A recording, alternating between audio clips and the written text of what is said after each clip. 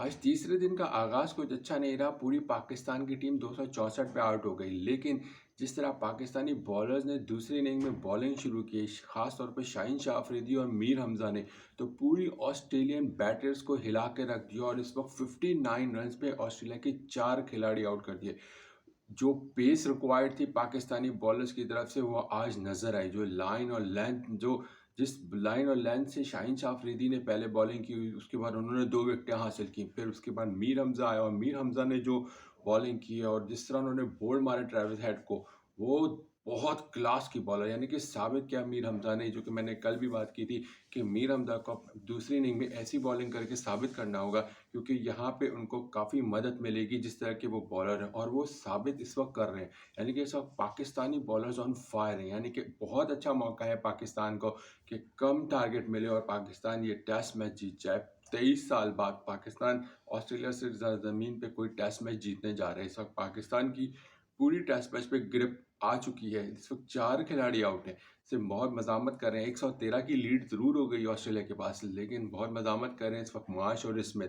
लेकिन दूसरे एंड से जमाल भी और हसन अली इस वक्त बॉलिंग कर रहे हैं और दोनों भी बहुत ताबड़तोड़ हमले कर रहे हैं इन बैटर्स पे और बहुत घबराए भी नज़र आए हैं इस सेकंड इनिंग में ऑस्ट्रेलियन बॉलर, जो कि एक बहुत खुशाइन बात है।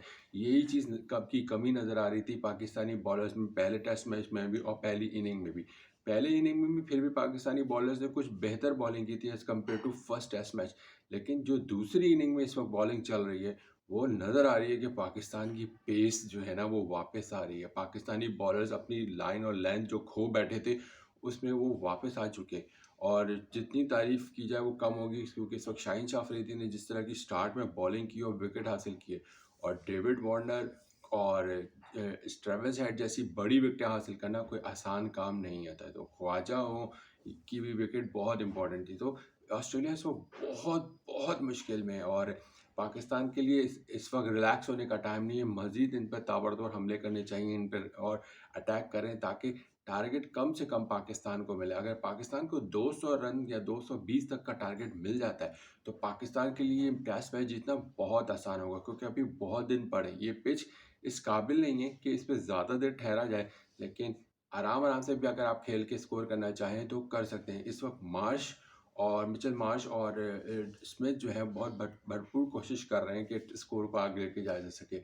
इस वक्त मार्श 20 रन पे खेल रहे हैं और स्मिथ 12 रन पे खेल रहे हैं। लेकिन आप ये मत भूलें कि इस वक्त हमारे बॉलर्स बहुत क्लास की बॉलिंग करने में लगे पड़े हैं और मैं उम्मीद करता हूँ कि आज का जो पूरा जो ये सेशन एंड होगा, तो पाकिस्तान जो है ना अच्छी खासी ऑस्ट्रेलियन बैटर्स को आउट कर चुका होगा, क्योंकि अभी पाकिस्तान को मज़ीद 4 से 5 विकेटें ऐसी रिक्वायर्ड हैं फ़ौरन जो कि बहुत ज़रूरी हैं। और जिस तरह की बॉलिंग की है, आप देखने वाली लायक थी। पेस थी, सीम हो रही थी, बॉल स्विंग हो रही थी और एक-एक चाहे डेविड वार्नर हो, चाहे ट्रेविस हेड हो या ख्वाजा हो, बिल्कुल घबराए हुए नज़र आए। और इस वक्त स्मिथ भी हो जाए या मार्श भी हो जाए, मार्श आपको पता है कि एक अटैकिंग क्रिकेट खेलते हैं। वो टेस्ट मैच को भी टी20 या वनडे की तरह अटैक करने की कोशिश करते हैं। तो वो इस वक्त भरपूर कोशिश कर रहे हैं। मार्च वो 50 बॉलों पे 29 रन बनाए हुए और स्मिथ ने 40 बॉलों पे 12 रन बनाए हुए और आमिर जमाल बॉलिंग कर रहे हैं। लेकिन कोशिश भरपूर है, जीत का बहुत अच्छा मौका और एक सुनहरी मौका इस वक्त पाकिस्तान क्रिकेट टीम के पास मौजूद है।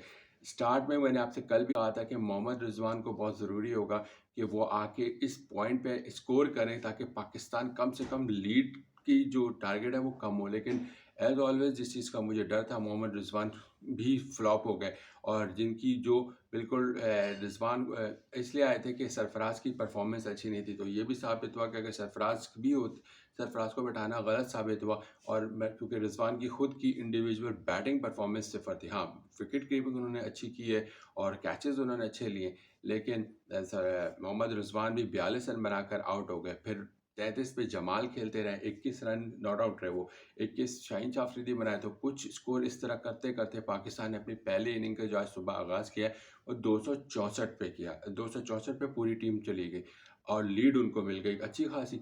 अभी इस वक्त इनका स्कोर है 66, 4 खिलाड़ी आउट हैं और 120 की इनकी लीड हो चुकी है और अच्छी बॉलिंग कर रहे हैं। अब सिर्फ कमबैक हुआ है पाकिस्तानी बॉलर्स की तरफ से, क्योंकि मुझे कल मैंने आपसे कल भी ये कहा था कि मुझे पूरी एक अंदर से आ रही थी वाइब्स के पाकिस्तानी बैटर्स चोक कर जाएंगे, और ख़ासतौर पर रिजवान, और पाकिस्तान बड़ा जो है ना उनकी टारगेट तक नहीं पहुंच सकेगा जो फर्स्ट इनिंग का था। लेकिन अब वो लीड चढ़ गई। अभी देखिए पार्टनरशिप लग गई इनकी मार्शल स्मिथ की। ये पार्टनरशिप अब पाकिस्तान को तोड़नी होगी। 87 बॉल्स पे 50 रन की पार्टनरशिप इन दोनों के दरमियान हो गई। इन अब ये दोनों इस फॉर्म में नजर आ रहे हैं कि ये पाकिस्तानी बॉलर्स को अपने ऊपर हावी होने की कोशिश, कि वो उनके पर हावी ना हो जाए, पूरी कोशिश कर रहे हैं और अटैक पे अटैक कर रहे हैं। जैसे आप सोचें 87 बॉल्स पे 50 रन की पार्टनरशिप, ये एक तेज़ इनिंग खेल रहे हैं ये दोनों, मार्श और स्मिथ। तो अब आमिर जमाल पर है, और जो कि अभी बॉलिंग अच्छी कर रहे हैं 138 किलोमीटर पर आवर की स्पीड से, लेकिन उनको चाहिए कि 142 पर आ जाए तो अच्छा होगा। और सेम विद हसन अली और मीर, हाँ पाकिस्तानी। अब इस पे शान मसूद पर है कि वो किस तरह इन दोनों को इस्तेमाल करते हैं, क्योंकि देखिए पैट कमिंस जैसे कप्तान, उन्होंने अपने बॉलर्स को भी अच्छे तरीके से इस्तेमाल किया, खुद भी अच्छी बॉलिंग की, 5 विकेटें हासिल की पहली इनिंग में। नेथन लाइन ने 4 विकेटें हासिल की हैं। तो ऑस्ट्रेलियन बॉलर्स और ऑस्ट्रेलियन कप्तान ने अपने बॉलर्स को बहुत अच्छे तरीके से अच्छे टाइम पे यूटिलाइज़ किया। अब शान मसूद की कप्तानी पे डिपेंड करता है कि वो कब कितने कितने कितने का स्पेल कराते हैं शाहीन से, फिर मीर हमजा से, और किसको किस एंड से इस्तेमाल करते हैं, आमिर जमाल को या हसन अली को। तो यहाँ बहुत क्रूशियल सिचुएशन आ चुकी है। अब शाहीन शाह अफरीदी को दोबारा वापस लाया। अभी तक तो 5 ओवर में उन्होंने 14 रन दिए हैं और 2 विकेटें हासिल की हैं। तो शाहीन शाह अफरीदी ऑन फायर है। शाहीन शाह अफरीदी से यही रिक्वायर्ड था कि शाहीन शाह अफरीदी इस कैलिबर का बॉलर है जो आपको विकेटें लेके देगा। आपका मेन पेस बॉलर है। पेस इसकी कम ज़रूर है, लेकिन आज लाइन और लेंथ नज़र आई है। और ख़ास तौर पे मीर हमजा ने जिस तरह की बॉलिंग की है वो बहुत क्लासिक। क्योंकि देखिए पैट कमिंस दूसरे जो ऑस्ट्रेलिया की तरफ से पैट कमिंस जिस तरह की बॉलिंग कर रहे हो तो हम क्यों नहीं कर सकते। कोई पैट कमिंस इतना बड़ा बॉलर तो नहीं है।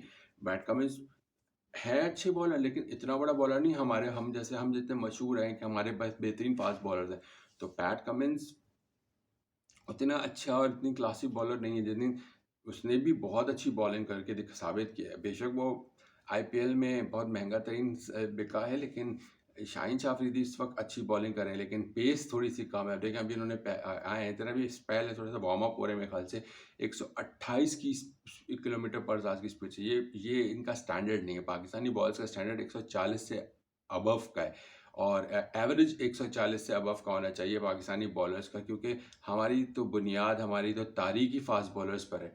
तो शाहीन शाह अफरीदी अच्छी बॉलिंग कर रहे हैं, लेकिन और स्पीड थोड़ी सी पेस बढ़ा लें। लाइन और लेंथ बहुत अच्छी है, पिच से सपोर्ट भी मिल रही है, अनइवन बाउंस भी है, सीम और स्विंग दोनों तरफ से हो रहा है। तो आज तारीफ बनती है शाहीन शाह अफरीदी की, और तारीफ बनती है मीर हमजा की, खासतौर पे इस यंग लड़के की। अगर इस यंग लड़के को आप मौका देते रहे, खासतौर पे खुदा के लिए इसको डेड पिचेस पे मत खिलाना कि वो फिर बेचारा अपने आप को अनफिट कर बैठे। उसके लिए मैनेजमेंट को चाहिए कि जब ऐसे ऐसे टूर्स हों तो उसको उसमें इस्तेमाल करें, ताकि वो इन टच रहो और अच्छी बॉलिंग जिस तरह कर रहा था। भाई बोल्ड मारना, ट्रेविस हेड जैसे बॉलर को, बैट्समैन को बोल्ड मारना आसान नहीं था, लेकिन बहुत अच्छी बॉलिंग की और जानदार बॉलिंग की। अब डिपेंड करता है पाकिस्तानी बॉलर्स पे कि ये स्कोर को कहाँ तक रोक सकते हैं। 67 फॉर 4 है इस वक्त। विकेट गिराना बहुत ज़रूरी है पाकिस्तान को अब, क्योंकि ये 50 रन की पार्टनरशिप बन गई है। और मार्श थोड़े से जो है ना बहुत पहले ही फॉर्म में है वो, और अभी भी वो थोड़े से अच्छी निक में नज़र आ रहे हैं और आराम से शॉट्स खेल रहे हैं। थोड़ी सी उनको शुरू में उनको बॉलर्स ने थोड़ा सा परेशान किया था, लेकिन अब वो मुझे सेटल होते हुए नज़र आ रहे हैं। उनको सेट होने से पहले इस वक्त शाहीन शाह अफरीदी अगर लाएँ तो उनको आउट करना बहुत ज़रूरी होता जा रहा है। तो यहाँ पे आज पाकिस्तान का ये जो अब डे का अख्ताम होगा तीसरे दिन का, ये अब बिल्कुल करीब की तरफ है, और इसमें पाकिस्तान को विकेट चाहिए, और विकेटें मज़ीद चाहिए। ये 4 विकेटें तो गिरा दी, 2 मीर हमज़ा ने, 2 शाहीन शाह अफरीदी ने, लेकिन अब वक्त आ गया है कि मज़ीद 4 विकेटें गिरा के पाकिस्तान इस मैच में कमबैक है। क्योंकि देखिए 121 की लीड हो चुकी है। अभी 80 से पाकिस्तान में ज़्यादा से ज़्यादा अफोर्ड कर सकते हैं, 80 से 100 रन और मज़ीद अफोर्ड कर सकते हैं। इनके 100 रन की लीड अगर मज़ीद चढ़ जाए तो पाकिस्तान बर्दाश्त कर लेगा, और पाकिस्तान इस टारगेट को अचीव कर सकते हैं, यानी कि 220-230 का टारगेट पाकिस्तान अचीव कर सकता है।